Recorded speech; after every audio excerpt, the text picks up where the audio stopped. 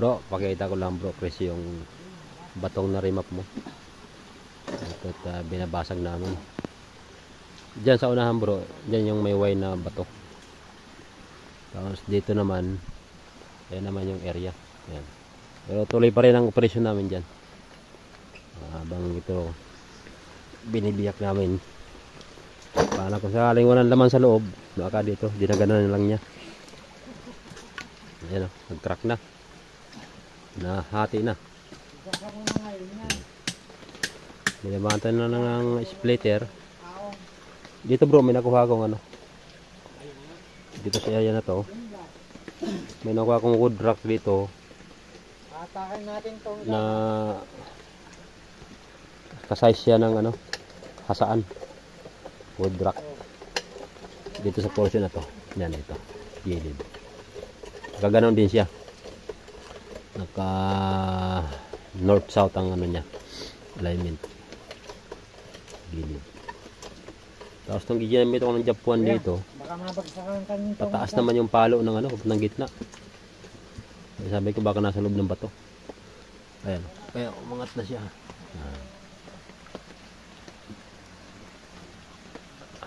Pag ginakan pa yan, angat ang angat.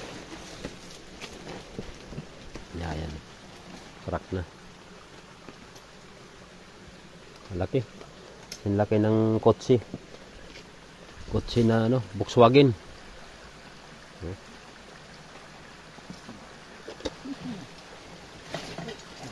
Okay.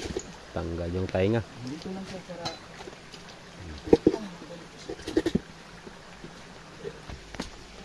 Ito yung ibabaw bro. Ayan yung crack niya no. Ikot.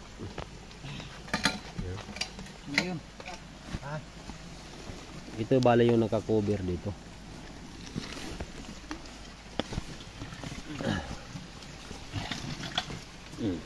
Kaya na. Dito tayo. Dito tayo yung dalawa. Sabi ibagsak yan dito? Oo. Dito ka. Ito pa. Malapit na. 1, 2, 3. Bug. Oh, yun. Lak-lak. Diyan maganda yung splitter na ngayon. Kita mo na yung solid na ano. Ito yung ano bro. Nabuwal na.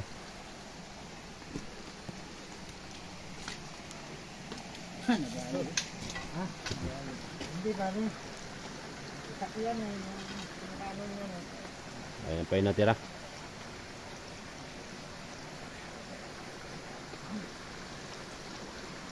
Dito na. Oh, ulit na ito eh.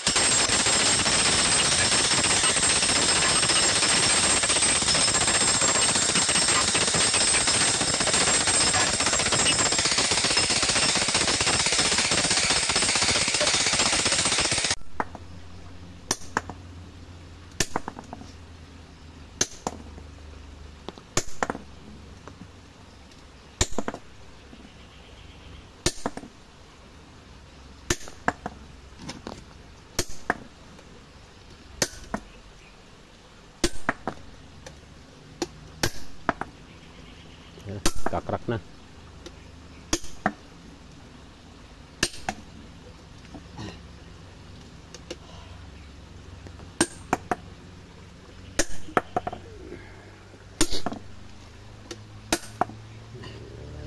Crack na, no?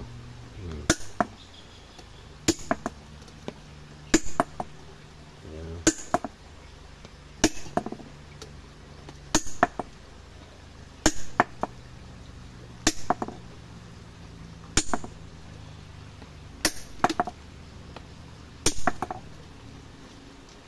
Crack na, ano? Crack na siya. Yun. So doon.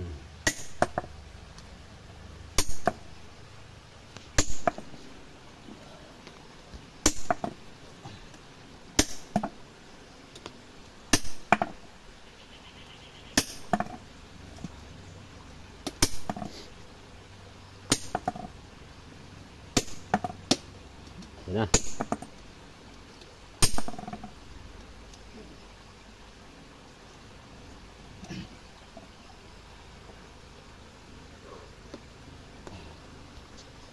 Hati. Diba? Diretso yan.